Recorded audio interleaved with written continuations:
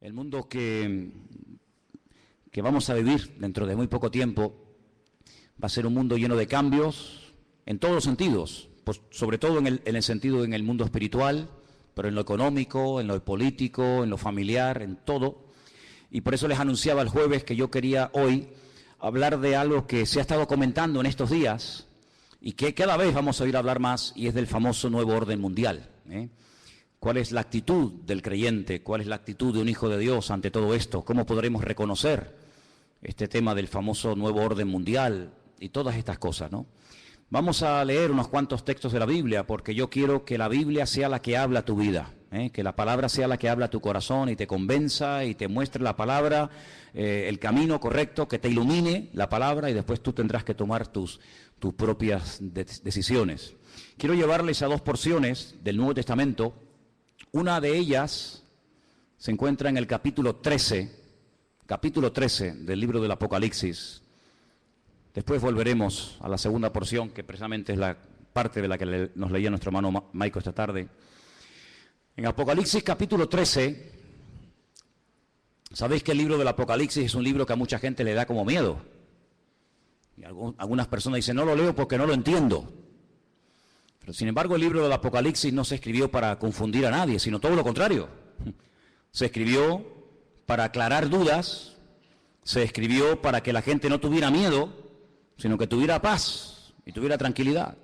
Es cierto que tenemos en nuestras manos un libro que tiene un lenguaje simbólico, un lenguaje donde a veces pues no entendemos a priori lo que nos quiere decir la palabra, porque, ya te digo, está escrito entre comillas en clave.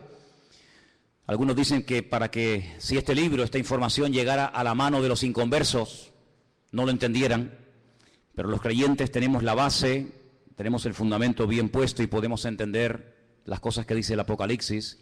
Y hay muchas cosas que habla este libro, pero en el capítulo 13 habla de lo que llama la Biblia las dos bestias. Dos bestias. La palabra bestia es Jehová. Y Jehová es una expresión que se utiliza para hablar de un animal que mete miedo, un animal que trae terror, pero al mismo tiempo un animal casi rayando lo mitológico, un animal que es una mezcla de realidad y de ficción. Y esa es la palabra que emplea la Biblia cuando habla de estos dos personajes.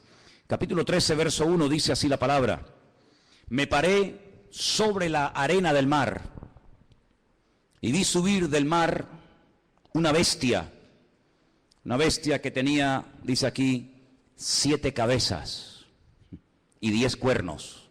No hay ningún animal que hoy en día exista que sea así. Es algo totalmente metafórico, ¿no? En sus cuernos tenía 10 diademas y sobre sus cabezas un nombre blasfemo. La bestia que vi era semejante a un leopardo, pero sus pies eran como de oso y su boca como boca de león. Fíjate qué mezcla, ¿no? Y el dragón le dio poder, su trono y grande autoridad. 3 cosas, no te las olvides: poder, su trono y grande autoridad. Versículo 3. Vi a una de las cabezas como herida de muerte, pero su herida mortal fue sanada, y se maravilló toda la tierra en pos de la bestia. Adoraron al dragón, que le había dado autoridad a la bestia, y adoraron a la bestia, diciendo: ¿quién como la bestia y quién podrá luchar contra ella? También se le dio boca que hablaba grandes cosas y blasfemias, y se le dio autoridad para actuar 42 meses. Es lo mismo que decir 3 años y medio, o 1260 días, como también se dice en otro texto, ¿eh? Abrió su boca en blasfemia contra Dios, para blasfemar de su nombre y de su tabernáculo y de los que moran en el cielo. Se le permitió hacer guerra contra los santos y vencerlos. También se le dio autoridad sobre toda tribu, pueblo, lengua y nación. Y la adoraron todos los moradores de la tierra, cuyos nombres no están escritos en el libro de la vida del Cordero, que fue inmolado desde el principio del mundo. Si alguno tiene oído para oír, que oiga. Después en el versículo 11 habla de otra bestia. Si os dais cuenta, dice: después vi otra. No es la misma, es otra bestia. Pero si os dais cuenta, dice que esta bestia subía de la tierra. Sin embargo, en el capítulo 13, verso 1, dice que la primera bestia subía del mar. ¿Lo veis ahí? Vi subir del mar. El versículo 11 dice otra bestia que vi subir de la tierra. Son dos entidades completamente diferentes la una de la otra.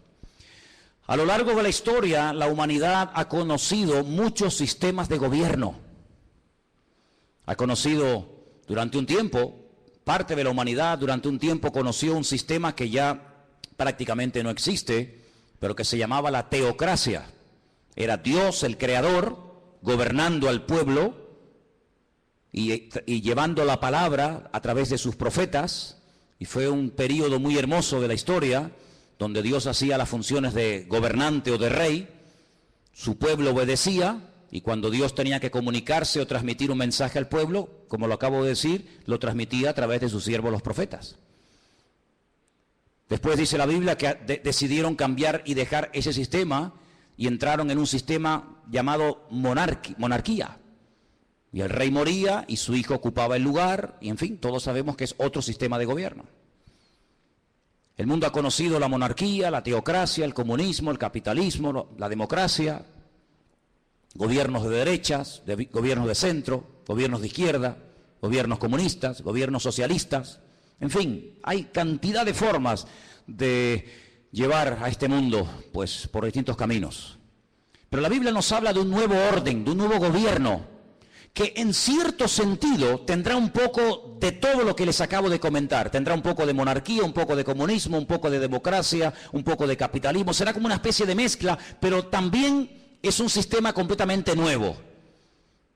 El hombre nunca ha visto ese sistema de gobierno que en los últimos tiempos se levantará, y se levantará del antiguo territorio que ocupó el Imperio Romano.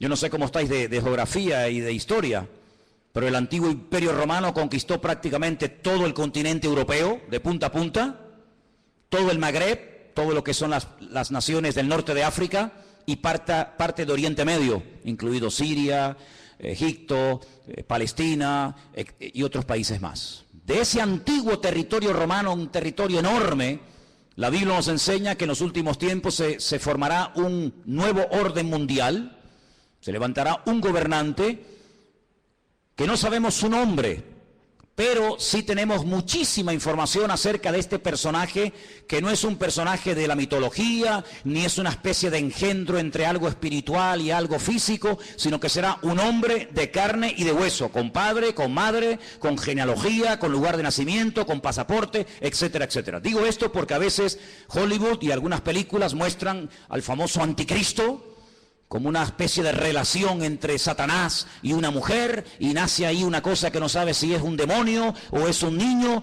Olvídense de eso. El anticristo, y dicho sea de paso, el único en la Biblia que llama a este personaje el anticristo es el apóstol Juan. Esa palabra no aparece en ninguna parte de la Biblia, sino solamente cuando Juan habla de este personaje. Anticristo, alguien que se opone a Cristo, alguien que ocupa el lugar de Cristo, porque el anticristo no será un ateo. Satanás no es tonto. Satanás sabe perfectamente que lo espiritual siempre al hombre le tira, por un camino o por otro. Luego el anticristo no será un ateo, sino será una persona que caerá en lo más bajo que puede caer un ser humano, y es en la egolatría. Es pretender recibir adoración como si fuera un dios. Esto no es nada nuevo. Ya en Egipto, en Roma y en otros imperios se ha visto como el hombre ha querido ser adorado. Y al faraón se le llamaba el hijo del dios Ra, el hijo del sol. Y en Roma sabemos que miles de personas fueron matados y fueron asesinados y fueron quemados porque querían recibir adoración y querían incluso que se les presentara sacrificios y flores y reconocimiento. Así que el anticristo será una persona que al principio, digamos que, entre comillas, respetará todos los cultos, todas las creencias, todas las religiones, todo vale, no pasa nada, pero vamos a ver cómo después la Biblia nos dice que pega un cambio, y vamos a ver cómo a lo espiritual le va a dar una importancia tremenda, porque el anticristo, que en el Antiguo Testamento se le llama God, G-O-G. Cuando usted lee, por ejemplo, los libros del profeta Ezequiel, usted se va a dar cuenta de que al que llamamos nosotros el anticristo, en el Antiguo Testamento se le llama God. Fijaros qué cosa tan interesante. Satanás, que es un perfecto imitador de las cosas que Dios hace o que va a hacer, llama a este personaje en el Antiguo Testamento God, y es un nombre que la primera y la última letra de su nombre es la misma, es la G, la Gimel en hebreo. Y suma 3, 6, 3, un múltiplo de 666, da 66 en total. Imitando a la profecía que Dios le dio al rey David. David es otro el único nombre en la Biblia que aparece con la misma letra al principio y al final. David empieza por D, termina por D. Lo que hace el anticristo es tratar de imitar a ese futuro rey, ¿verdad?, descendiente de la casa de David, y tratando de ungir, respaldar, apoyar y ayudar en todos los sentidos a este personaje político que tendrá un poder prácticamente ilimitado. Hace unos días, varios gobernantes muy famosos de este planeta Tierra proponían el nombrar a una persona como el presidente del planeta Tierra, el presidente de la Tierra, en este nuevo orden mundial que se está fraguando. Una de las últimas ciudades con un lujo increíble que se ha construido en Kurdistán se llama Astana. Lo habéis visto en algunos grupos ciclistas que llevan Astana, ¿verdad? Y tienen un grupo muy famoso de ciclistas. Astana fue fundada por los Illuminati y por las logias masónicas. Todos los edificios y todos los símbolos de la ciudad de Astana en el Kurdistán, todos tienen que ver con símbolos masónicos y de los Illuminati. No voy a entrar demasiado en esto, pero los Illuminati son personas que pueden ser políticos, pueden ser presidentes de país, de gobiernos, pueden ser deportistas, pueden ser artistas, etcétera, etcétera. Y hablemos claro, son personas adoradores del diablo. En Israel hay una cueva que se llama la famosa cueva de Sedequías. Se llama la cueva de Sedequías porque cuando el rey Nabucodonosor sitió la ciudad de Jerusalén durante más de un año, el rey que en ese momento gobernaba Jerusalén se llamaba Sedequías y huyó por esa cueva, y dice que lo alcanzaron en la llanura del valle de Jericó, que está como unos 8 o 10 kilómetros de allí, y allí lo encontraron, le sacaron los ojos y se lo llevaron cautivo a Babilonia, a Irak. Y en esa cueva de Sedequías, de vez en cuando los famosos masones y Illuminatis se reúnen para hacer rituales. Quiero decirles que el presidente mundial de los Illuminati y de los masones es un judío llamado Rockefeller. Y en esa cueva se reúnen los de más alta graduación, los de nivel 33. Y allí hacen todo tipo de ritos y de ceremonias. Y ellos dicen que es allí, en uno de los lugares del mundo, de la tierra, donde Satanás hoy por hoy tiene su trono. No se olviden que Satanás no es un ser omnipresente que puede estar en todas partes al mismo tiempo. Satanás no puede estar en Madrid, en Estados Unidos, en Jerusalén, en Latinoamérica. Satanás es un ser que solamente puede estar en un sitio al mismo tiempo. Se mueve en el mundo espiritual, pero no tiene omnipresencia como es un atributo divino. Y es en ese lugar donde dicen los Illuminati y los masones que en forma de macho cabrío se presenta cuando hacen esas ceremonias en la cueva de Sedequías, y allí es donde reciben órdenes e instrucciones para las cosas que tienen que hacer. A algunos les puede sonar todo esto como a ciencia ficción, como a miedo, como a película, pero quiero decirles que el mundo espiritual, aunque no lo podemos ver con nuestros ojos de carne, es tan real como el mundo natural que constantemente estamos viendo. Date cuenta que, por ejemplo, ahora aquí dentro hay millones de voces en alemán, en arameo, en hebreo, en inglés, en chino, en japonés. Aquí dentro hay frecuencias, hay ondas, pero que no podemos ni verlas ni oírlas porque no tenemos un aparato de radio. Pero si tuviéramos un aparato de radio con una buena antena, seríamos capaces de escuchar programas que ahora mismo se están emitiendo desde Marruecos, desde Estados Unidos, desde cualquier parte de la tierra, simplemente que no tenemos un aparato que nos permite captar la señal de lo que aquí hay. Es como en la televisión. Y el mundo espiritual es invisible, pero es real. Los demonios existen, Dios existe, los ángeles existen. Todo el mundo espiritual es tan real como el mundo en el cual nos movemos tú y yo cada día. ¿Cuántos dicen amén? Satanás, dice la Biblia, que tiene un título, es el príncipe de la potestad del aire. Él se mueve con una velocidad abismal en la atmósfera. Y en ese lugar es donde Satanás hoy por hoy tiene su trono. Recuerden que en el libro del Apocalipsis, cuando el Señor le habla a una de las 7 iglesias, a una, no a las 7, a una le dice: aguanten, tengan paciencia, van a ser probados, van a tener dificultades, pero resistan, yo estoy con ustedes, porque yo sé dónde ustedes viven, donde Satanás tiene su trono. ¿Dónde tiene su trono Satanás hoy en día? Pues allí, en la ciudad de Jerusalén, es donde Satanás se mueve, porque sabe que la ciudad de Jerusalén es la ciudad más importante del mundo. Es la ciudad donde el Señor Jesucristo pasó la última semana de su vida. Es la ciudad donde Él instituyó lo que conocemos como la Santa Cena, el pan y el vino. Es el lugar donde murió. Es el lugar donde resucitó. Es el lugar donde ascendió. Es el lugar donde en el día de Pentecostés descendió el Espíritu Santo en forma como de lenguas de fuego que se asentaron sobre más de 100 y pico personas que estaban allí. Es el lugar donde Zacarías capítulo 14 dice que Él volverá por segunda vez y pondrá sus pies sobre el monte de los olivos, y el monte se partirá y desde allí gobernará a las naciones. Es el lugar donde dice la Biblia que todo ojo le verá y toda rodilla se doblará. Es el lugar donde vendrán los famosos 2 testigos del Apocalipsis. Es el lugar donde Dios tendrá su sede de gobierno. Es una ciudad mencionada en más de 3.500 ocasiones en la Biblia, en el Antiguo Testamento. Es una ciudad importantísima. Es un lugar donde se está orando permanentemente, de noche y de día, por esa ciudad, pero es un lugar también donde Satanás tiene puestos sus ojos, porque sabe lo que allí va a pasar y lo que allí ya está pasando. Así que el anticristo, no el falso profeta, sino el anticristo, el cuerno pequeño, como lo llama Daniel, el hombre de pecado, el hijo de desobediencia, el inicuo, esta persona cruel y despiadada, tendrá durante 3 años y medio un poder impresionante como no nos podemos ni imaginar. Esta es la última oportunidad que Satanás tiene para destruir a las naciones, para engañar al ser humano. Esta es la última oportunidad, la última bala en la recámara que le queda al diablo por hurtar, matar y destruir, dice la palabra de Dios. Así que se viene un sistema de gobierno que nunca en la vida el ser humano ha visto.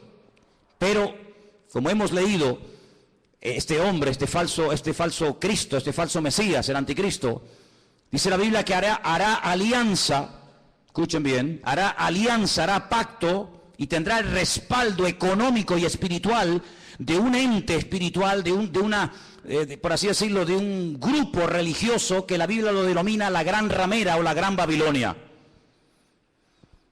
¿Y quién es esta Gran Ramera? ¿Quién es la Gran Babilonia? Bueno, voy a leerles algunas cosas y ustedes lleguen a sus propias conclusiones. La Biblia dice en el libro del Apocalipsis, seguimos en Apocalipsis capítulo 17, que esta Gran Ramera, Babilonia, la madre de las rameras, que ha contaminado a toda la tierra, versículo 1 dice: vi a uno de los 7 ángeles que tenía las 7 copas y habló conmigo y me dijo: ven acá y te mostraré la sentencia contra la gran ramera, la que está sentada sobre muchas aguas. La palabra aguas en el libro del Apocalipsis no se refiere a agua, sino que la interpretación de aguas la tienen ustedes. Hacemos un pequeño salto en el 17:15. Vean la interpretación. Las aguas que has visto donde la ramera se sienta, ¿qué es? Son pueblos, muchedumbres, naciones y lenguas. Esa es la interpretación de la palabra aguas. Entonces, vino a mí uno de los 7 ángeles que tenía las 7 copas y habló conmigo y me dijo: ven acá y te mostraré la sentencia contra la gran ramera, la que se ha sentado sobre pueblos, muchedumbres, naciones y lenguas. ¿Veis cómo lo podéis entender mejor? Versículo 2. Con la cual han fornicado los reyes de la tierra y los moradores de la tierra se han embriagado con el vino de su fornicación. Me llevó el Señor en el espíritu al desierto. La palabra desierto en hebreo es Bamidbar, es el lugar donde Dios habla, en la soledad, en la quietud, en la calma, donde Dios saca a su pueblo para hablarle y revelarle cosas profundas de su corazón. Y dice que allí vio una mujer sentada sobre una bestia escarlata, llena de nombres de blasfemia, que tenía 7 cabezas y 10 cuernos. ¿Cómo estaba vestida esa mujer? Esa institución religiosa, ¿cómo se vestía? Dice que se vestía de púrpura. Interesante, ¿no? Y de escarlata.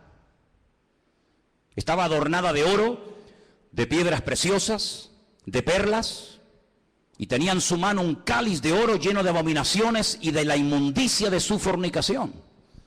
Así se vestían sus ministros de púrpura y de escarlata, y tenía joyas y piedras preciosas en abundancia.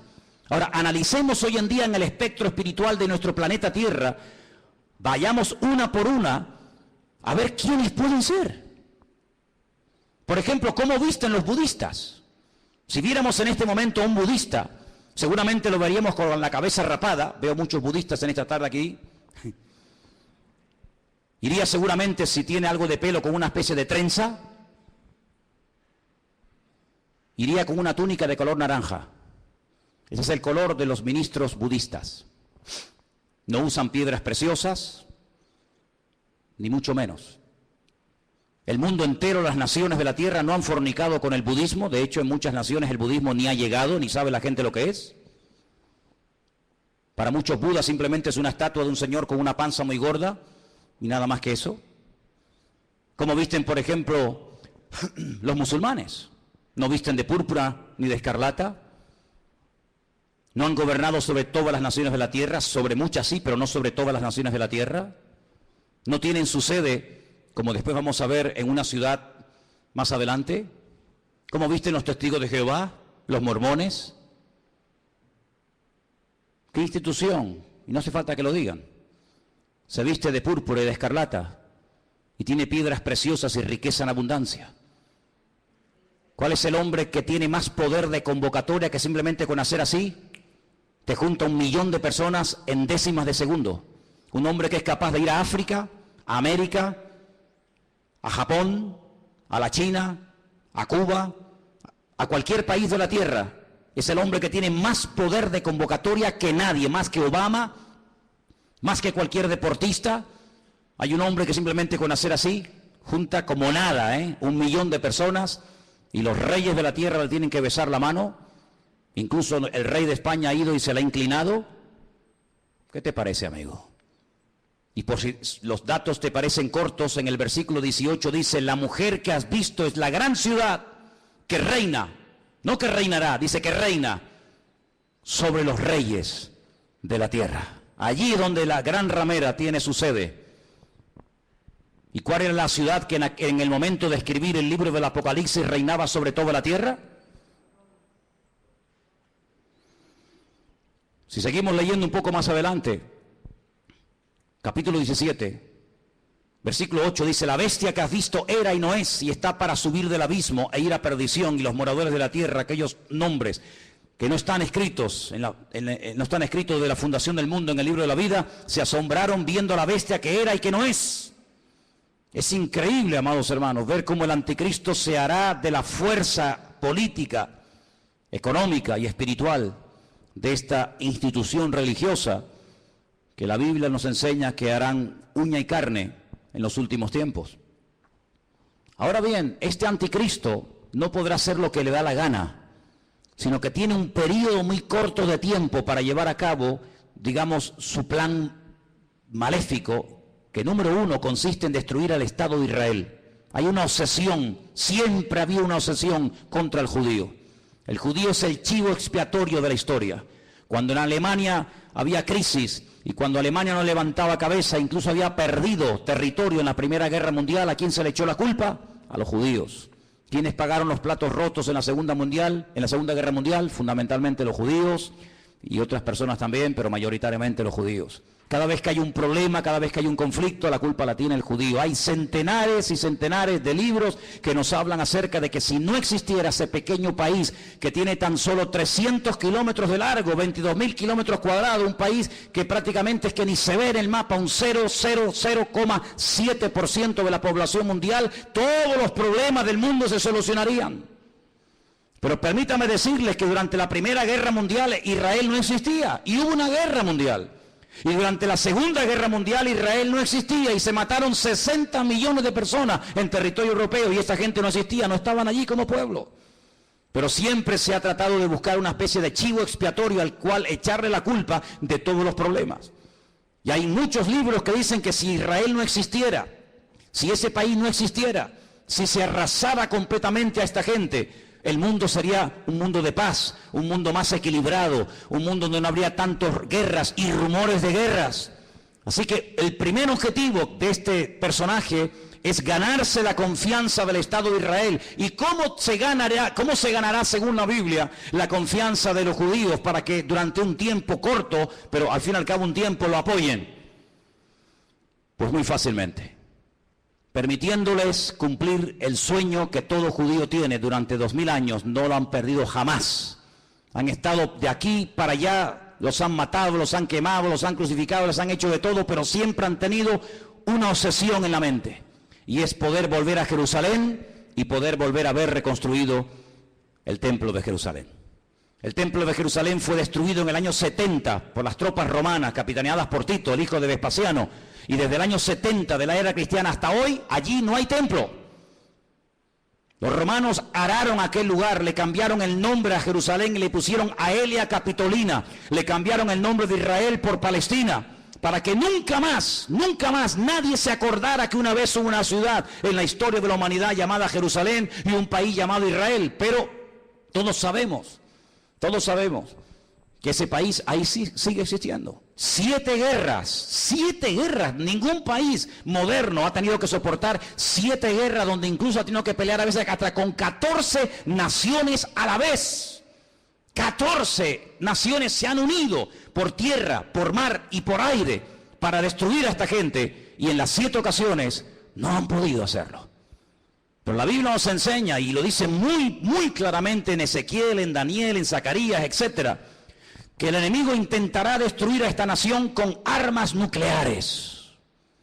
Y la palabra de Dios nos enseña que en un valle que está a las afueras de Jerusalén, llamado el Valle de Jezreel, o el Valle de Megido, se llevará a cabo una batalla tremenda que hasta la Biblia ya ha dado el nombre de dicha batalla, la famosa batalla de Armagedón. De hecho hay películas, ¿no?, que se llaman Armagedón. Y dice la Biblia que allí vendrán naciones de todas partes de la tierra. Atacarán por el norte, por el sur, por el este y por el oeste, por tierra, por mar y por aire. Y será un tiempo de angustia para Israel.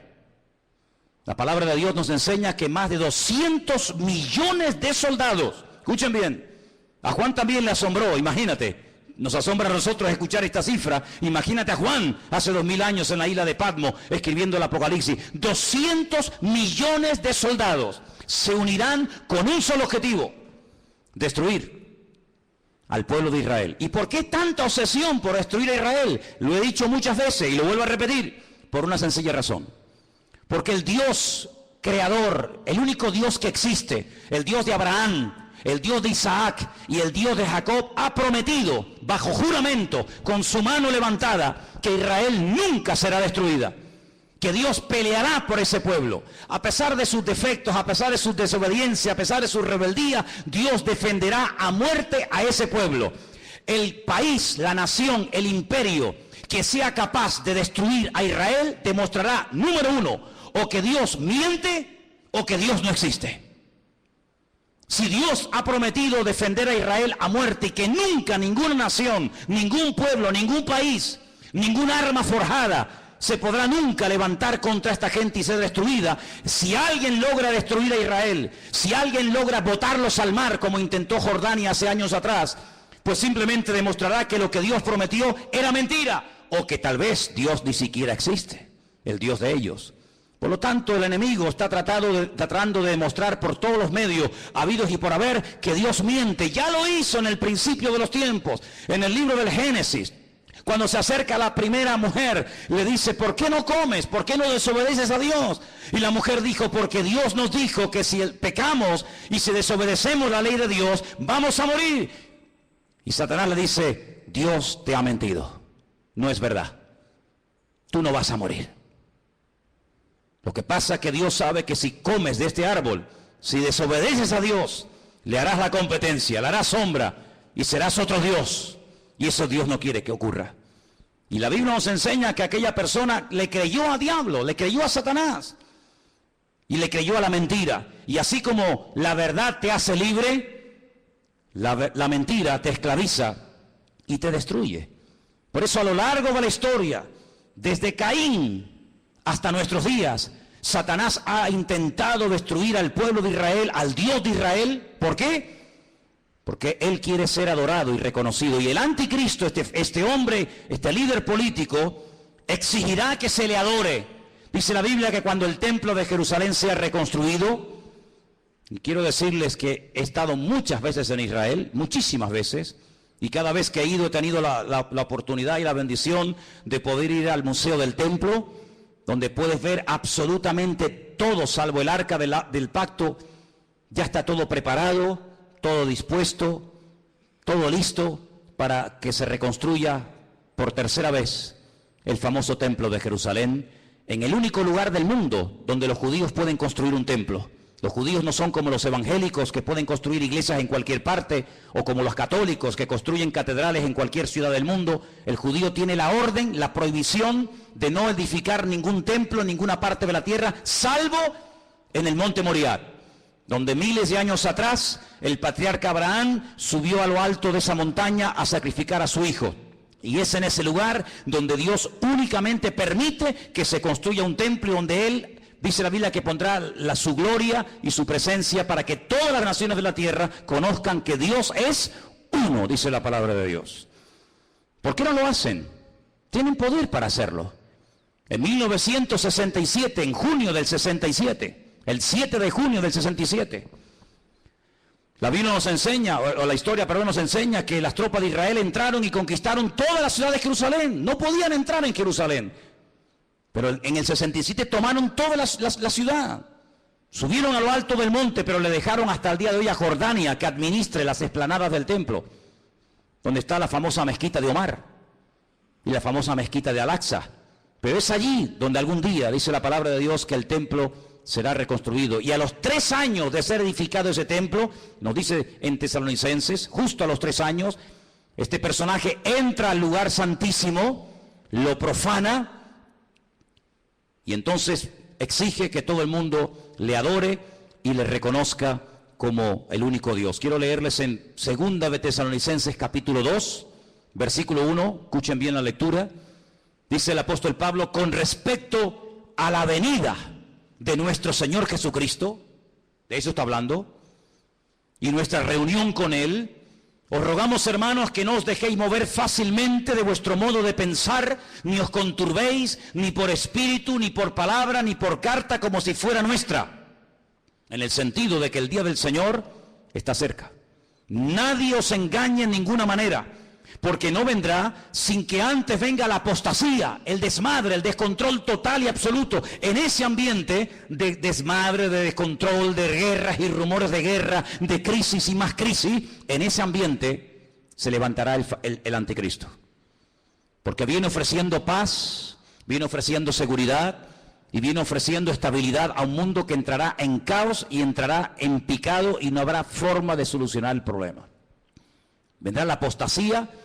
Dice la Biblia que en los últimos tiempos muchos que se llaman creyentes o cristianos o seguidores de Dios o de Cristo apostatarán de la fe, llegarán a escuchar hasta espíritus engañadores, espíritus malignos, llegarán a creer en cuanta cosa rara y extraña aparezca por el escenario, y se producirá un enfriamiento a nivel mundial por parte de muchos que se llaman creyentes. Dice, y el amor de muchos, a consecuencia de que se ha multiplicado la maldad, se enfriará. Y si aquellos días no fueren acortados, nadie se podría salvar. Dice, más por causa de los escogidos, y por ahí están los listos de turno, que siempre dicen, no, pero los escogidos son los judíos, no somos nosotros. Eso es mentira. Están engañados. Si están enseñados, están engañados. La palabra escogido es ecleto. La palabra ecleto aparece en Primera de Pedro, cuando Pedro le escribe a gentiles, no a judíos, a gentiles, y les dice, vosotros que antes no erais pueblo, si eran judíos, eran pueblo. No, pero es que vosotros no erais pueblo, porque el único pueblo que Dios tuvo en el pasado fue Israel. Vosotros que no erais pueblo, ahora sois pueblo de Dios. Real sacerdocio, amén. Nación santa, pueblo escogido por Dios, para que anunciéis las virtudes de aquel que os llamó de las tinieblas a su luz admirable. Es decir, la palabra que toma Pedro, que es ecleto, es exactamente la misma que aparece en Lucas 21 y en Mateo 24, cuando habla de escogidos. Dios tiene solo un pueblo, Dios no tiene dos pueblos, Dios tiene un solo pueblo. Y en ese pueblo forman parte todos aquellos hombres y mujeres que han aceptado a Cristo como su Señor y Salvador personal. Punto. ¿Cuántos dicen amén? Y dice que si no fueren acortados aquellos días, pero por causa de los escogidos tiene que acortarlo, nadie se podría salvar. Entonces dice que cuando venga la apostasía, muchos, no todos, muchos se apartarán. Y estamos viendo gente que antaño predicaba el evangelio, ya ni lo predican, ni sirven al Señor, ni se congregan. Y no se asusten ni se sorprendan. Pedro dice, hermanos, no os sorprendáis, como si alguna cosa extraña estuviera ocurriendo. Ya os hemos predicado, ya os hemos profetizado, ya les hemos escrito. Dice, y después de mi partida, yo procuraré que ustedes tengan memoria de esto, para que no se olviden, que muchos apostatarán de la fe, que muchos se apartarán, que muchos se olvidarán de Dios, incluso hasta lo van a renegar y lo van a rechazar. Dice que cuando venga, antes de que venga el Señor, tiene que venir la apostasía y se manifieste el hombre de pecado, el hijo de perdición. ¿Y qué hace este hombre? Versículo 4, se opone, se levanta contra todo lo que se llama Dios o es objeto de culto. No permite que haya todo tipo de religiones y todo tipo de creencias, sino que va a ser una persona que va a controlar el tema espiritual o religioso. Dice, y es de tal manera este personaje cruel, que dice que se sienta en el templo de Dios, como Dios, haciéndose pasar por Dios. Y el único templo que Dios ha tenido y tendrá es el templo de Jerusalén. Por lo tanto, la Biblia nos habla clarísimamente acerca de que el templo de Jerusalén va a ser reconstruido otra vez. Sí, hermanos, otra vez va a ser reconstruido. Aunque nos parezca extraño, nos parezca imposible. También era imposible que hace 60 años esta gente tuviera un país llamado Israel, y es posible. Ahora vosotros sabéis lo que lo detiene, a este anticristo, a este personaje siniestro, macabro. Dice, vosotros sabéis lo que lo detiene, a fin de que a su debido tiempo se manifieste. Ya está en acción el misterio de la iniquidad, solo que hay quien al presente lo detiene hasta que él, no ella, él a su vez se ha quitado de en medio. Entonces se manifestará aquel inicuo. La palabra inicuo, pues es una palabra que significa un hombre cruel, sin principios, sin moral, un salvaje, despiadado, una bestia, hasta que ese inicuo sea matado con el espíritu de la boca del Señor y lo matará el resplandor de su venida. He hecho una lista de cómo, de todas las formas que la gente moría en los tiempos de la Biblia. Tengo una lista enorme. Hay gente que murió comida por perros, gente que murió comida por gusanos, gente que murió crucificada, gente que murió apedreada, gente que murió quemada, gente que murió a palos, gente que murió clavados con un asta, empalados. Hay un montón de tipos de muertes en la Biblia, pero nadie ha muerto como morirá el anticristo. Dice que lo matará el resplandor de la venida de nuestro Señor Jesucristo. Así como el resplandor de la gloria del Señor tiró al suelo al apóstol Pablo y se convirtió y sirvió al Señor con toda su alma y con todo su corazón hasta el último minuto de su vida, el anticristo morirá no de forma natural, sino morirá por el resplandor de la gloria y de la presencia del Señor. Y dice la Biblia hasta dónde va a ser enterrado. Por ejemplo, si quieren saberlo, en Ezequiel 39, del 11 al 14, lean en casa este texto, repito, Ezequiel 39, del 11 al 14, y dice que allí, en Israel, en un valle, Dios le tiene preparada sepultura al anticristo para que todos los que pasen por aquel lugar sepan que hasta aquí, amigo, hasta aquí te permitió el Señor llegar, y aquí tienes sepultura para que todo el mundo que pase sepan que hasta aquí llegó tu fuerza y llegó tu capacidad. ¿Qué te parece? Así que este personaje es un personaje político, que tendrá el apoyo de esta institución llamada, según la Biblia, la Gran Ramera o la Gran Babilonia, y durante 3 años y medio atormentará a las naciones, durante 3 años y medio tratará de llevar a las naciones al auténtico desastre y al auténtico caos. Y hay muchos datos acerca de este personaje en la Biblia. Les voy a leer algunos. Se van a quedar sorprendidos lo que la Biblia nos dice acerca de este hombre. Por ejemplo, en capítulo 7 de Daniel, miren lo que dice acerca de este personaje, Daniel 7. Los 10 cuernos significan que aquel reino se levantarán 10 reyes, después se levantará otro, el cual dice será diferente, totalmente diferente. Hablará palabras contra el Altísimo, fíjate, está obsesionado con Dios. Hablará palabras contra el Altísimo, contra los santos del Altísimo y los quebrantará. Pensará, fíjate qué cosa, pensará en cambiar los tiempos y la ley. Hacer un calendario nuevo, leyes nuevas. Qué curioso que la semana pasada, a punto de que se firme este nuevo tratado de libre comercio, donde desaparecerán los aranceles y los impuestos que hay que pagar en la aduana, y podrán viajar las mercancías desde China a Estados Unidos, de Estados Unidos a Europa, de Europa a Oriente Medio, etcétera.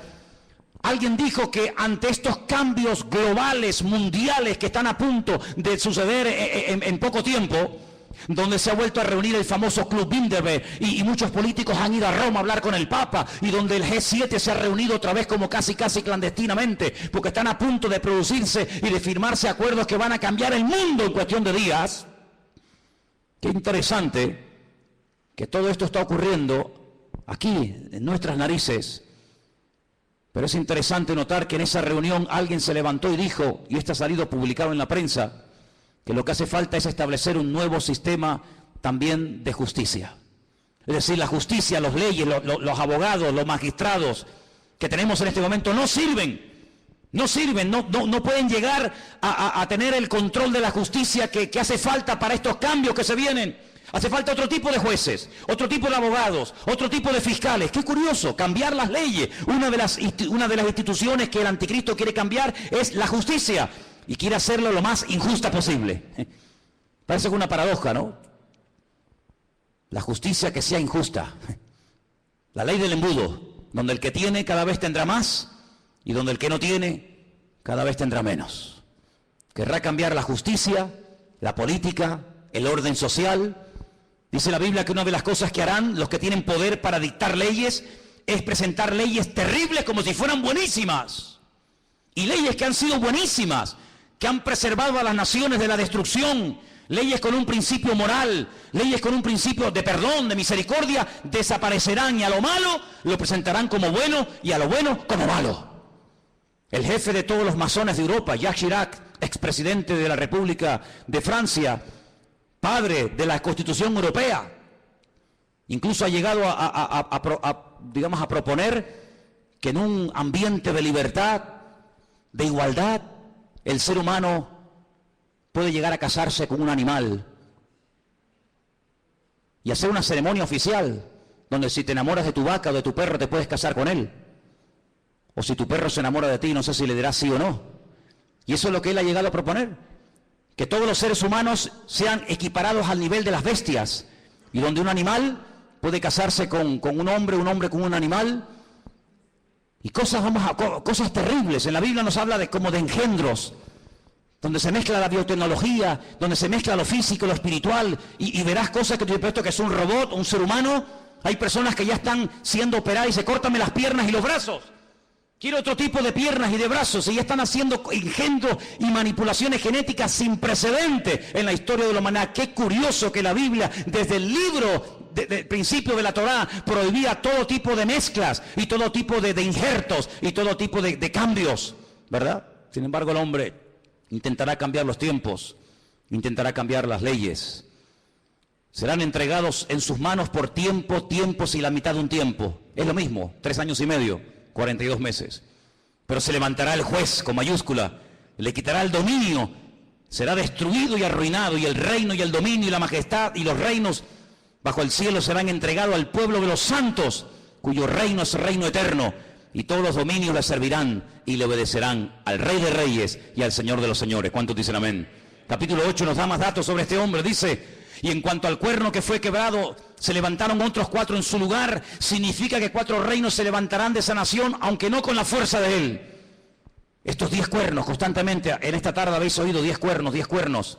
Son 10 naciones que se van a unir en los últimos tiempos para pelear. Qué curioso que por primera vez en la historia ha habido una coalición de 10 naciones árabes que en este momento están atacando Yemen, en este momento están atacando Siria y otras naciones del Medio Oriente. 10 naciones, qué curioso, una coalición de 10 cuernos. Bueno, la Biblia le dijo a Abraham que 10 príncipes saldrían de sus lomos a través de Isaac, ¿verdad? Y dice en el capítulo 8, verso 23... al fin del reinado de estos, cuando los transgresores lleguen al colmo, se levantará un rey altivo de rostro y entendido en enigmas, imitando a Salomón, que dice que venían de todas las naciones de la tierra para hacerle preguntas difíciles, y a todo lo que le preguntaban él respondía. El anticristo tendrá una sabiduría impresionante, diabólica, pero la tendrá. No te olvides que el Señor, cuando creó a este ser tremendo, que no era en ese momento Satanás, sino un querubín, dice que lo dotó de una sabiduría espectacular, de una hermosura sin precedentes. Satanás es capaz de hablar en todos los idiomas de la tierra, de entender todas las cosas que jamás en la vida le podrán caber en el cerebro a ningún ser humano. Y todo eso se lo dará, dice la Biblia, poder, autoridad, respaldo, apoyo a este personaje. Verso 24, y su poder se fortalecerá, pero no con su fuerza propia. Causará grande ruina y prosperará. Qué curioso, por una parte causa ruina y por otra parte prospera. Qué tremendo que los que causan ruina a los demás siempre son prosperados ellos. Es interesante, ¿no? Causan ruinas, destruyen pueblos, saquean ciudades, hacen destrozo, pero estos que le arruinan la vida a millones de seres humanos, luego son los tipos más ricos del mundo. Y uno dice, ¿cómo es posible que este hombre que ha sido elegido por el pueblo, o se puso él teóricamente para ayudar al pueblo, no solamente nos complique la vida y nos arruine y nos mate, y encima el tipo este tenga fortunas en Suiza, sabe Dios dónde? Así será el anticristo. Hará arbitrariamente, es decir, hará lo que le da la gana. Destruirá a los fuertes y atacará al pueblo de los santos. Israel va a ser atacado, Israel lo sabe. En este momento solamente Irán, escuchen bien esto, solamente Irán. El otro día hubo una reunión a más alto nivel. La República iraní le dijo a Israel, si me atacas, Israel quiere atacar las centrales nucleares, porque Irán acaba de firmar un acuerdo donde permite que los observadores internacionales entren en instalaciones civiles, pero no en las militares. Insiste continuamente de que todo el arsenal que Rusia le está proporcionando de uranio es simplemente para hacerle la vida a los iraníes más fáciles, pero todo el mundo sabe, porque lo han dicho, no es nada que se oculte, porque lo han dicho, que el objetivo de ellos es literalmente hacer un festival nuclear en la ciudad de Jerusalén. Arrasar a Israel y borrarlos de la faz de la tierra. Israel se está pensando muy seriamente hace mucho tiempo atacar las bases militares nucleares. Irán le dijo, si me atacas, tengo en este momento 80.000 misiles apuntando hacia la ciudad de Jerusalén. ¿Qué te parece, amigo? Solamente Irán, sin contar otras naciones que le rodean. 120 millones de enemigos contra 7 millones. Es una desproporción muy grande, ¿verdad? 120 millones contra 7 millones. Con su sagacidad hará prosperar el engaño. Todo lo que estamos viendo de corrupción, de engaño, de ladrones y sinvergüenzas que han saqueado y robado lo que les ha dado la gana, que entran por una puerta y salen por la otra, todo esto es simplemente un pequeño botón de muestra, como preparándonos psicológica y mentalmente para lo que viene. Dice que este hombre, con sagacidad, con trampas, con triquiñuelas, con mentiras, hará prosperar el engaño, se engrandecerá en su corazón y sin previo aviso atacará y destruirá a muchos. Estoy leyendo la Biblia, no estoy leyendo nada raro, estoy leyendo la Biblia. Se levantará contra el príncipe de los príncipes, pero será quebrantado, aunque no por mano humana. Fijaros cómo el enemigo ha ido adaptando la estrategia según los tiempos.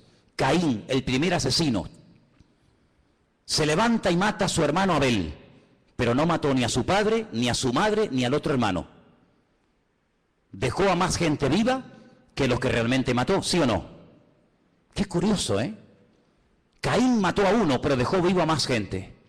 Cuando pasa el tiempo, dice la Biblia que otra persona que también tiene el mismo espíritu de Caín, pero elevado a la máxima potencia, va más allá y dice, en vez de matar a uno, matemos a todos, pero solamente a los varones. Y deja a todas las mujeres vivas.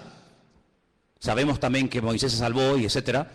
Pero fíjate, Caín mató a uno, pero dejó vivos a otros. Pero Faraón quería matar a todos los varones, es decir, la muerte iba en aumento. Pero cuando no lo consiguió, el mismo espíritu de Caín que habitó en Faraón salpicó y se apoderó de aquel rey perverso de Amán, allí en los tiempos de la reina Esther, y dijo, no solamente a los hombres, sino a los hombres, a las mujeres, a los niños, y arrasemos con todo. Es decir, que no ha ido a menos, sino que la maldad siempre ha ido a más, siempre ha ido a más. Por lo tanto, todo lo que hemos visto a lo largo de la historia son simplemente pequeñas pinceladas de lo que le espera a esta tierra.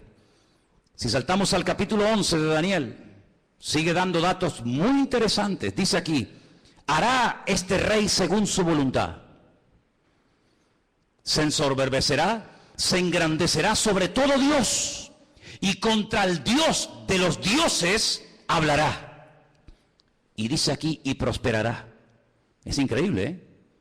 Y prosperará. Por eso dice la Biblia, no tengas envidia del hombre malo que prospera en su camino. Porque a veces los malos también son prosperados, pero no por Dios. Y dice aquí, hasta que sea consumada la ira y lo que está determinado se cumpla. Ahora fíjate qué dato tan interesante. Yo sé, y algunos seguramente me lo harán notar, que en el texto original no existen palabras con mayúscula y palabras con minúscula. No existe ni en griego ni en hebreo palabras con mayúscula y con minúscula, que en nuestro idioma es muy importante, porque no es lo mismo la palabra Dios con minúscula que la palabra Dios con mayúscula. No es lo mismo la palabra Señor con minúscula que la palabra Señor para referirnos a Dios en mayúscula. En la Biblia hay un término específico para cada palabra, por lo tanto no hace falta recurrir a esto de mayúsculas y minúsculas. Pero en nuestra Biblia dice en mayúscula, del Dios de sus padres. Luego sus padres eran creyentes. Los padres del anticristo eran creyentes del verdadero Dios. Porque dice, del Dios, repito, con mayúscula de sus padres, no hará caso. Fue criado en una educación, digamos, religiosa, correcta, con el Dios verdadero. Lo mamó en la casa con sus padres, pero dice, no hará caso de ese Dios, de esa enseñanza. Y dice algo interesante que puede tener varias interpretaciones. Ni del amor de las mujeres hará caso. ¿Quiere decir que será un homosexual? ¿Que no se casará? Interprételo usted como quiera. Pero dice que a este hombre no le interesa perder el tiempo. Ustedes saben que cuando un hombre se enamora de una mujer se vuelve medio idiota, medio tonto, ¿no? Por lo tanto, él dice, yo tengo un objetivo y si enamorarme de esta o de aquella me va a quitar mi tiempo, dice, ni hará caso de las mujeres. Increíble. No respetará a Dios alguno, porque contra todo se engrandecerá. Honrará en su lugar al Dios de las fortalezas. Y tú dices, ¿este quién es? El Dios de las fortalezas. No hará caso del Dios verdadero que sus padres le inculcaron y le enseñaron. Dejará ese Dios verdadero y comenzará a adorar, dice aquí, al Dios de las fortalezas. Ahora, el libro de Daniel es el único libro de la Biblia que está escrito en dos idiomas diferentes. Todos los libros del Antiguo Testamento están escritos en hebreo y los del Nuevo Testamento en griego, pero Daniel no. Daniel, parte del libro está escrito en arameo y parte está escrito en hebreo. Se lee igual, pero significa lo mismo.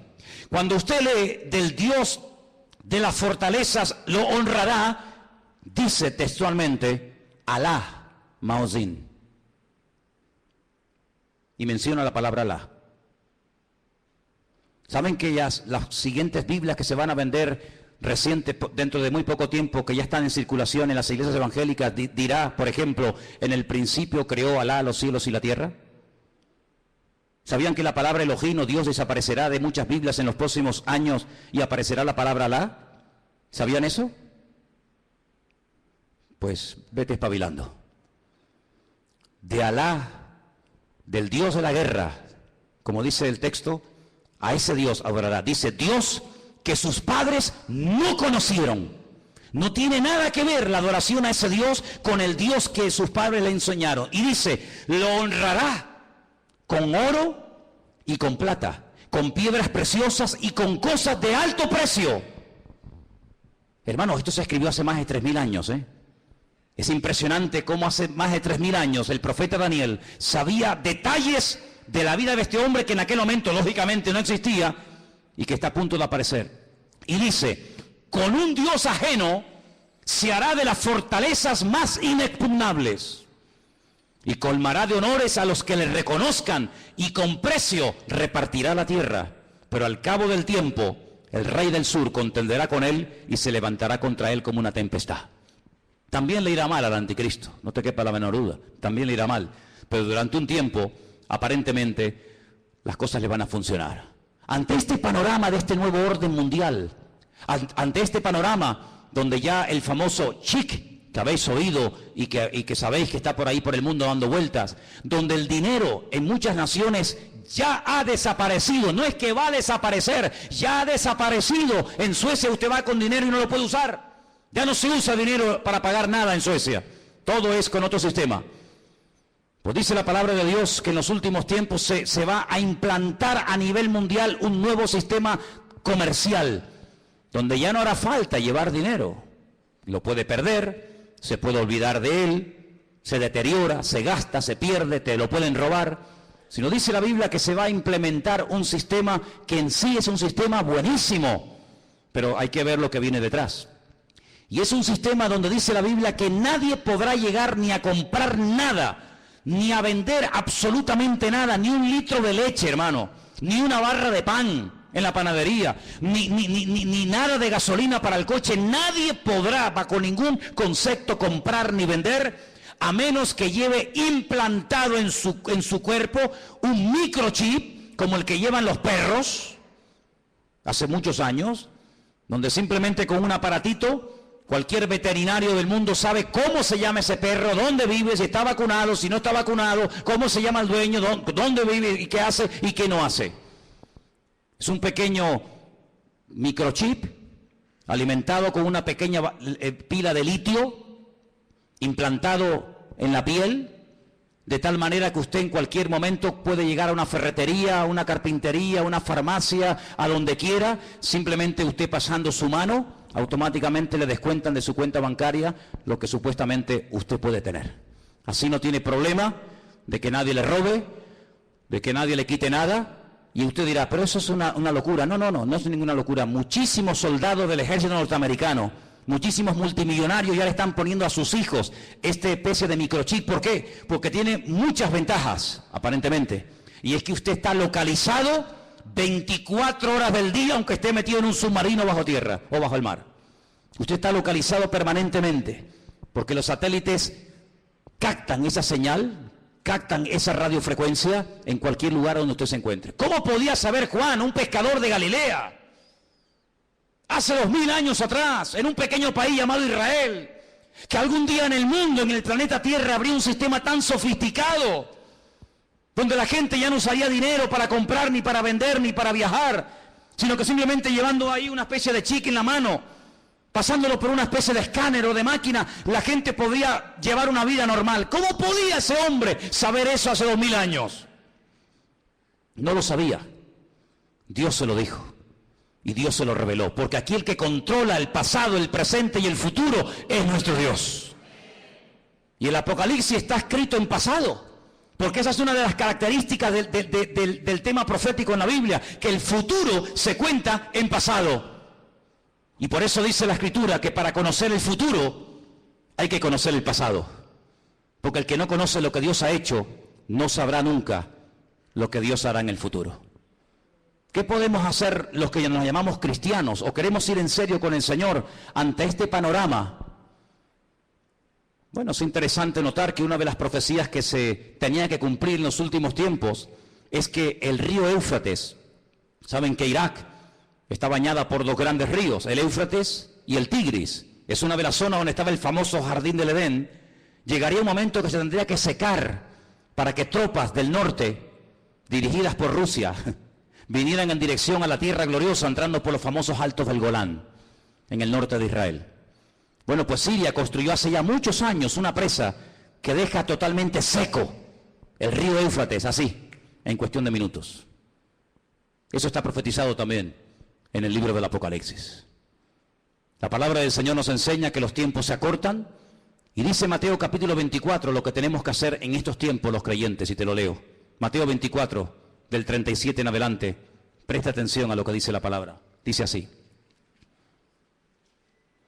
como en los días de Noé, así será la venida del Hijo del Hombre.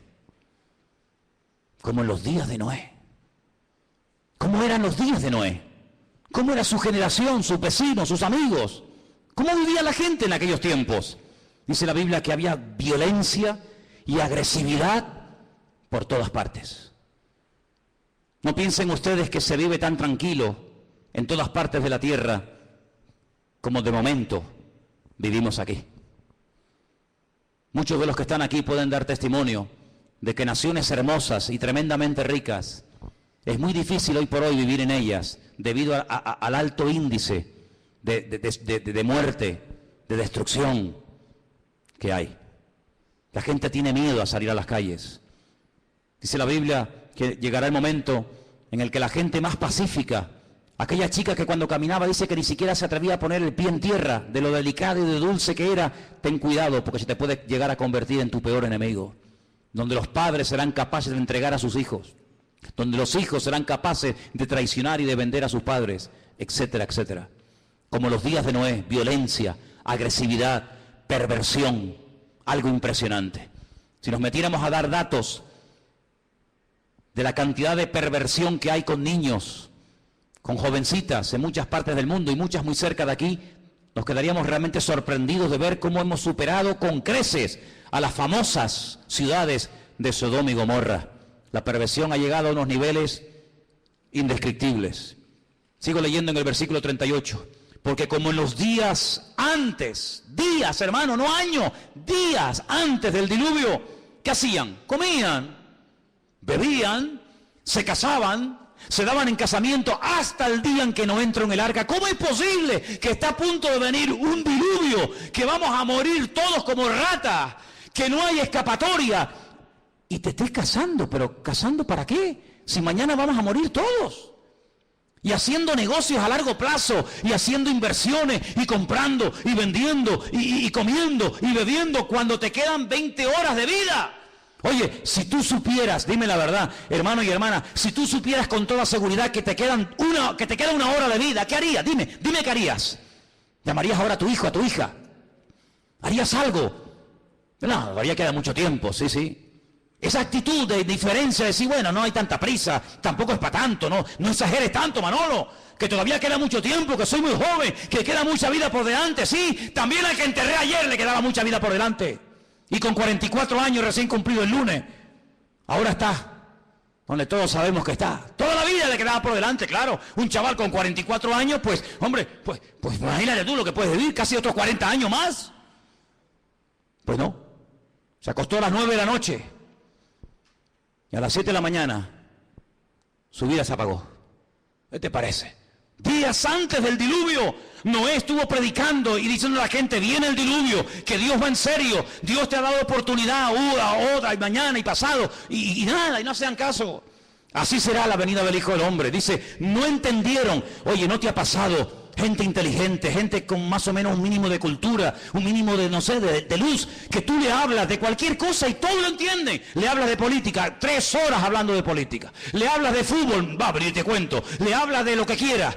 Tocas el tema de la Biblia, tocas el tema del Señor y son los más torpes del mundo. Y un tío tan listo, un tío tan sabio, un tío tan espabilado, un tío que se ha buscado la vida, toda la vida, de todo entiende y de todo sabe. Lo dejas en el desierto y el tío sobrevive. Lo dejas en el Himalaya y el tío se busca la vida. Cuando le hablas del Señor, no entiende nada.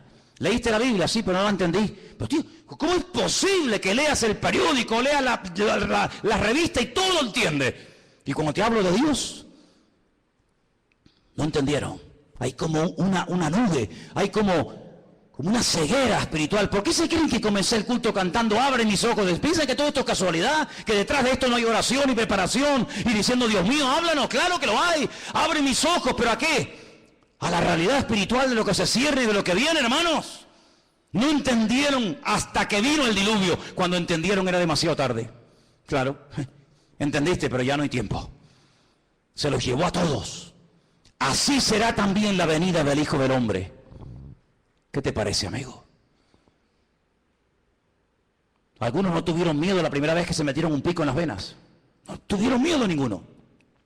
Algunos no tienen miedo a tirarse en parapente, en paracaídas, al vacío, nadar entre tiburones, subir al Himalaya y hacer locura.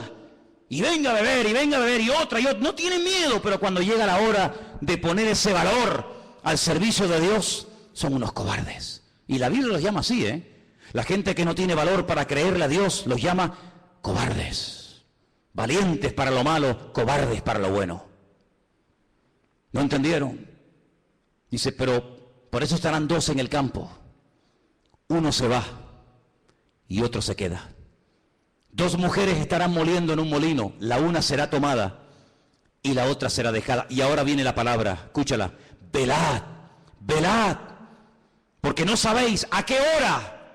Es verdad, pero tal y como están las cosas, la hora no la podemos saber, pero ¿qué quieres que te diga?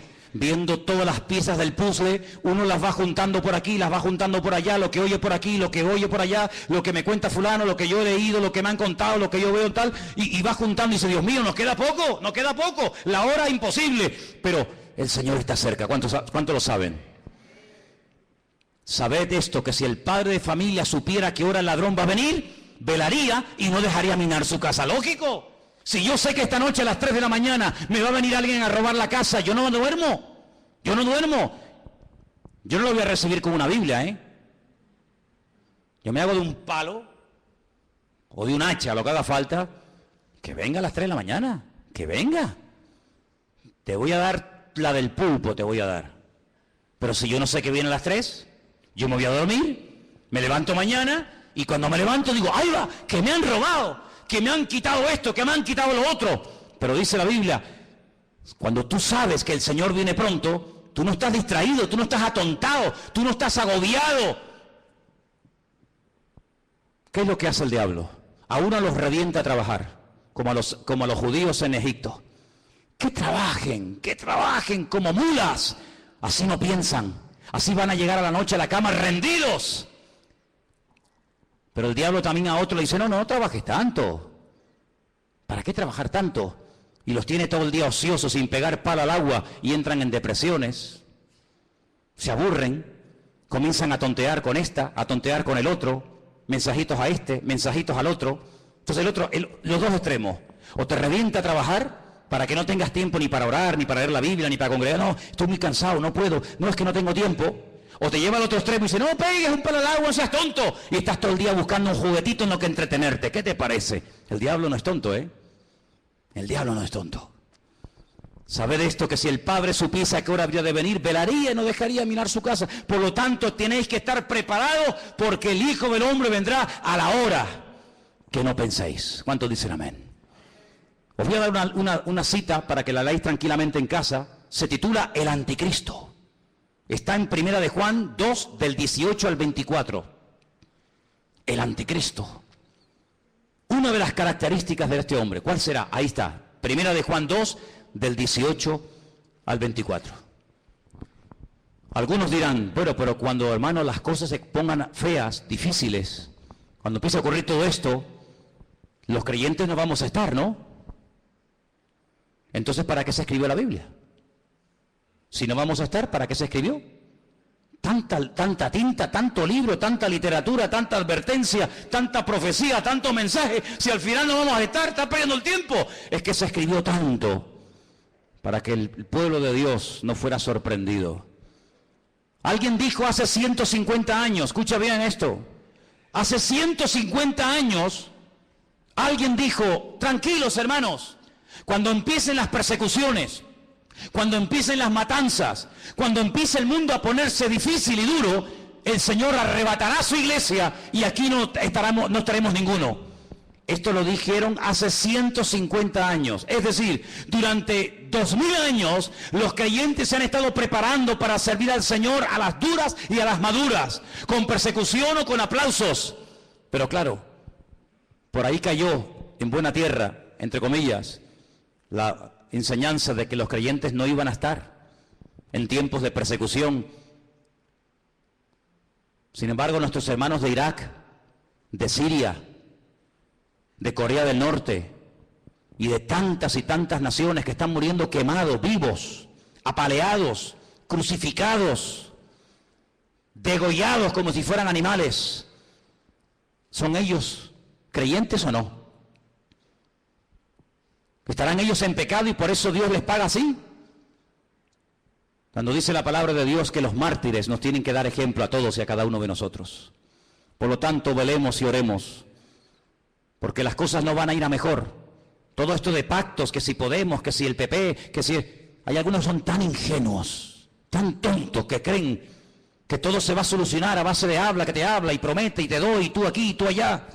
El Señor dice, la maldad se multiplicará y le sorprenderá a todos, me da igual del signo que sean, como los dolores a la mujer que está a punto de dar a luz, dice, y no escaparán, sino que vendrá sobre ellos la destrucción repentina. Nosotros no tenemos la confianza puesta en el PP, yo por lo menos no, a lo mejor alguno aquí sí. Yo no confío ni en el PP, ni en el PSOE, ni en Ciudadanos, ni en el otro, ni el Melena, yo no confío en ninguno de ellos, porque todos son hijos del diablo. ¿O no? ¿O no? Porque estás conmigo o estás contra mí. ¿Cómo voy a poner yo mi confianza en el hombre? Maldito el hombre que confía en el hombre. Nosotros ponemos nuestra confianza en el Señor, Dios Todopoderoso. Él no nos va a fallar. Estemos en el diluvio, estemos en la tormenta, estemos en la cárcel o estemos fuera, yo estaré contigo todos los días hasta el fin del mundo y nadie te podrá hacer frente en todos los días de tu vida. Eso es lo que nos dice el Señor y a eso tenemos que agarrarnos ahora más que nunca. Por eso llevo años diciendo cada semana, oh hermanos oremos, hermanos busquemos al Señor, métanse en la palabra, dejen de perder tiempo en tontería, no hagan planes que tú no... hablando de planes, ¿cuántos de los que están aquí tienen planes y meten al Señor en sus planes? Es que lo tenía aquí apuntado y no me puedo ir sin decirlo.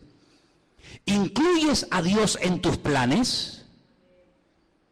A ver, ¿sí o no? Pues lo estás haciendo fatal. Fatal. ¿Que no puedo incluir a Dios en mis planes? No. Pero hermano, no te entiendo. Espera, déjame que te explique. Pues si no te vas a quedar así. Tú no tienes que incluir a Dios en tus planes. Tú tienes que meterte en los planes de Dios. ¿Ves la diferencia? Yo tengo planes, quiero ser médico, quiero ser abogado, quiero estudiar 5 carreras, quiero casarme con un chico alto, guapo, rubio, maravilloso, que habla inglés, arameo, francés, chino, japonés, tenga un coche, un yate, un avión. Claro, esos son tus planes. Y Señor, me tienes que ayudar, me tienes que ayudar, amigo, Tú tienes tus planes, tus proyectos, y ahora me caso, y ahora me divorcio, y ahora compro, y ahora vendo, y ahora voy a la playa, y ahora voy al monte. Tú tienes tus planes y metes a Dios en tus planes. Te equivocas rotundamente, no has entendido nada. Y tú dices, pero ¿cómo se predica en esta iglesia así? Amigo, aquí estamos para esto. Si quieres más la papita dulce, vete allá a la esquina que está la guardería Heidi.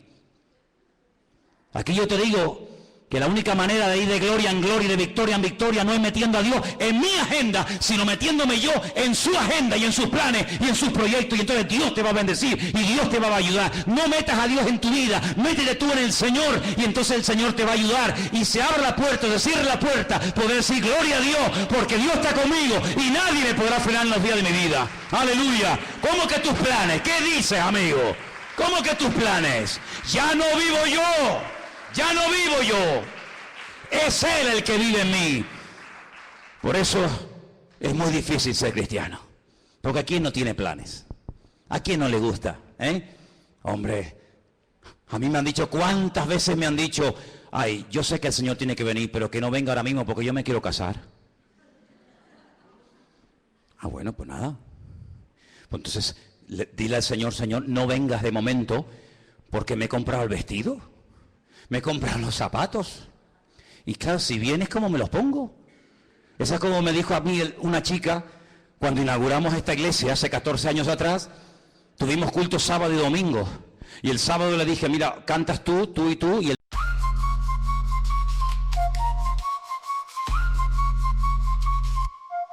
We could have had it all, rolling in the deep. You have my heart inside in your hand and you play it to the beat. Even if I have nothing, oh, haters hate cause I've got it all. Love is love even when I fall. Haters hate cause I stand tall. Love me, hate me, support or berate me. I don't care, it's all the same cause I've climbed so many peaks, it's all become a game. Even if I have nothing at all, haters hate cause I got it all. Love is love even when I fall. Haters hate cause I stand tall. Love me, hate me, support or berate me. I don't care, it's all the same cause I've fame. Blah, blah, blah. This beat can be polite if need be, but now I'm unleashing my artillery. It says no, I've been holding back, you see. Sacrifice myself, let others be free. Haters gonna hate, it's your new title. Before me you bow, don't try to rival. Don't compare yourself, I've wrong, surpassed you for years, for seasons, for weeks. It's true. Oh no, cutting karma cycle. Your world's mode is no longer viable. Two-faced, you act nice to my face. Behind my back, you're a disgrace. Your thoughts pitiful and frightening.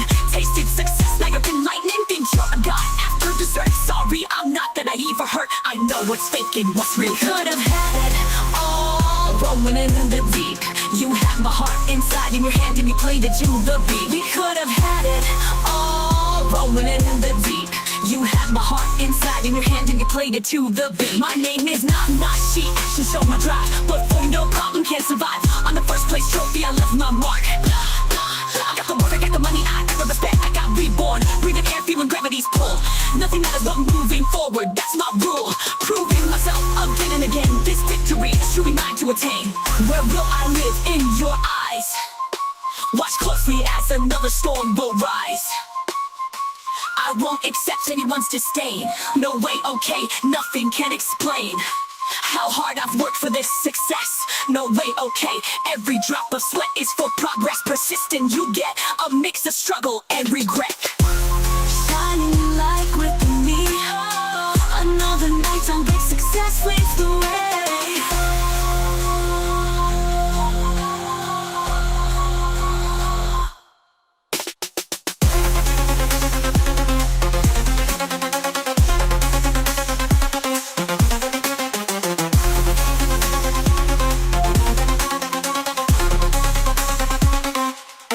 We could have had it all, rolling in the deep. You had my heart inside in your hand and you played it to the beat. We could have had it all, rolling in the deep. You had my heart inside in your hand and you played it to the beat.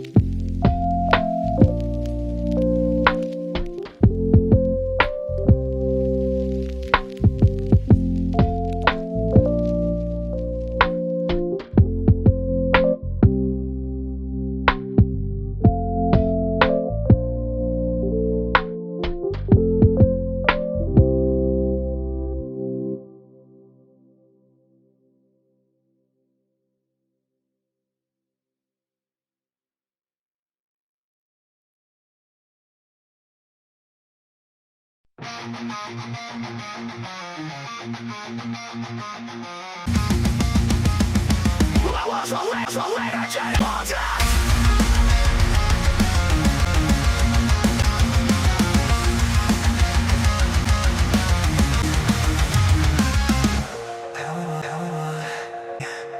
lost in my mistakes. Can't stop think of anything better. There'd be a way to stop reliving thing that can't be changed. Forget what's once and reset. Memories can be the only part of me that be changed. Just let me be free. Just let me be free. Joy flies fly by, only name once. Now could I've known any better? There has to way to stop living thing that can't be changed. How do I forget my worst moments and reset? These memories can't be the only part of me. So let me be free. Just let me be free. Just let me be free.